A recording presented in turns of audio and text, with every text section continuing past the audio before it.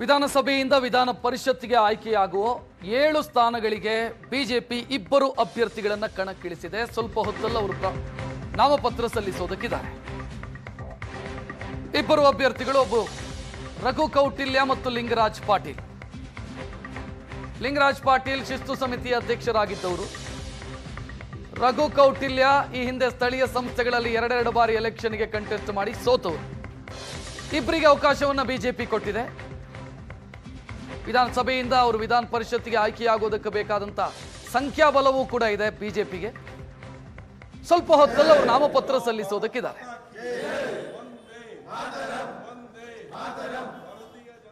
ಲಿಂಗರಾಜ್ ಪಾಟೀಲ್ ಇದ್ದಾರೆ. 2-3 ಬಾರಿ ನೋಡಿದ್ದೆ. ಅವರು ಇದೇ ಮೆಟ್ಲುಗಳ ಮೇಲೆ ಇಳಿದು ಬರುವಾಗ ಸಪ್ಪ ಮುಖ ಮಾಡ್ಕೊಂಡು ಬರ್ತಾ ಇದ್ರು. ಅಂದರೆ ಕೊನೆಯ ತನಕ ಅವ್ರ ಹೆಸರು ಚರ್ಚೆಯಾಗಿ ಅವಕಾಶದಿಂದ ವಂಚಿತರಾಗ್ತಾ ಇದ್ರು. ಅದು ಇವತ್ತು ನಗುಮುಖದಲ್ಲಿ ಬರ್ತಾ ಇದ್ದಾರೆ. ಅಭಿನಂದನೆಗಳು ತಮಗೆ. ಭಾಳ ವರ್ಷಗಳ ಕಾಲ ಪಾರ್ಟಿಯಲ್ಲಿ ಕೆಲಸ ಮಾಡಿದಿರಿ. ಬೇಸರ ಆದಾಗ ಕೂಡ ಶಿಸ್ತು ಸಮಿತಿಯಲ್ಲಿ ಇದ್ದರೂ ಕೂಡ ಒಮ್ಮೆ ನೇರವಾಗಿ ಬಹಿರಂಗವಾಗಿ ಬೇಸರವನ್ನು ಕೂಡ ವ್ಯಕ್ತಪಡಿಸ್ತೀರಿ. ಅಫ್ಕೋರ್ಸ್ ನಿಮ್ಮ ಪಾರ್ಟಿಲಿ ಅವಕಾಶ ಇರಬಹುದು.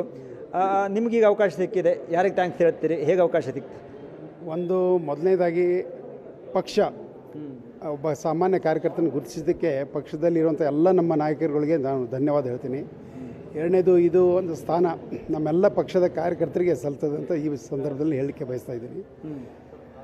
ಹಾಗೆ ಸಾಕಷ್ಟು ಹಿತೈಷಿಗಳು ಮತ್ತು ಎಲ್ಲ ನಮ್ಮ ಪಕ್ಷದ ಧುರೀಣರು ನಮಗೆ ಸಹಾಯ ಮಾಡಿದ್ದಾರೆ. ನನಗೆ ಪಕ್ಷದ ಮೇಲೆ ವಿಶ್ವಾಸ ಇತ್ತು, ಒಂದಿನ ನಮಗೆ ಒಂದು ಅವಕಾಶ ಸಿಗುತ್ತೆ ಅಂತೇಳಿ. ಈ ಹಿಂದೆ 5-6 ಬಾರಿ ಮಿಸ್ ಆಗಿದ್ದರೂ ಕೂಡ ಪಕ್ಷದ ಮೇಲೆ ನಂಬಿಕೆ ಇಟ್ಕೊಂಡು ನಾನು ಕೆಲಸ ಮಾಡ್ತಾಯಿದ್ದೆ. ಅದರ ಪ್ರತಿಫಲ ಇವತ್ತು ಸಿಕ್ಕಿದೆ ಅಂತ ನಾನು ಹೇಳಲಿಕ್ಕೆ. ಜಿಲ್ಲೆ ನೋಡಿ, ಪ್ರಹ್ಲಾದ್ ಜೋಶಿ ಅವರು ಕೇಂದ್ರ ಮಂತ್ರಿ, ನಾಗರಾಜ್ ಅವರು ನಿಮ್ಮದೇ ಜಿಲ್ಲೆಯವರು, ನೀವು ಕೂಡ ಅದೇ ಜಿಲ್ಲೆಯವರು. ಪ್ರಹ್ಲಾದ್ ಜೋಶಿ ಅವರು ಸ್ವಲ್ಪ ನಿಮ್ಮ ಮೇಲೆ ಪ್ರೀತಿ ತೋರಿಸಿದ್ರು ಅಂತ ನಮಗೆಲ್ಲ ಮೂಲಗಳ ಮಾಹಿತಿ. ಹಾಗೇನಿಲ್ಲ. ಮತ್ತು ಬೇರೆ ಬೇರೆ ಪಕ್ಷದ ಒಂದು ತೀರ್ಮಾನ, ಇದರಲ್ಲಿ ಯಾರ್ದು ಇದು ಅಂತಲ್ಲ, ಎಲ್ಲರದ್ದು ಒಂದು ಸಹಕಾರ ಇದೆ ಅಂತ ನಾನು ಹೇಳಲಿಕ್ಕೆ ಬಯಸ್ತೀನಿ.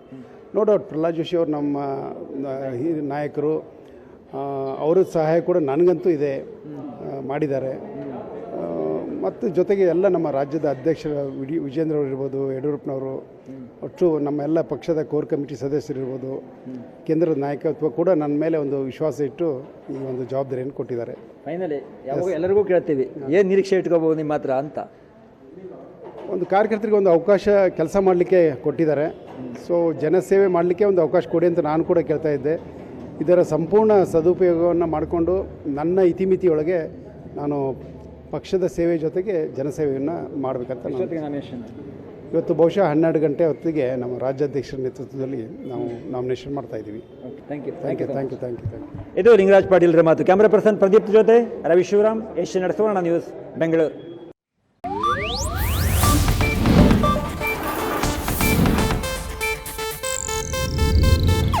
ಇದು ಏಷ್ಯಾನೆಟ್ ನ್ಯೂಸ್ ನೆಟ್ವರ್ಕ್ ಪ್ರಸ್ತುತಿ.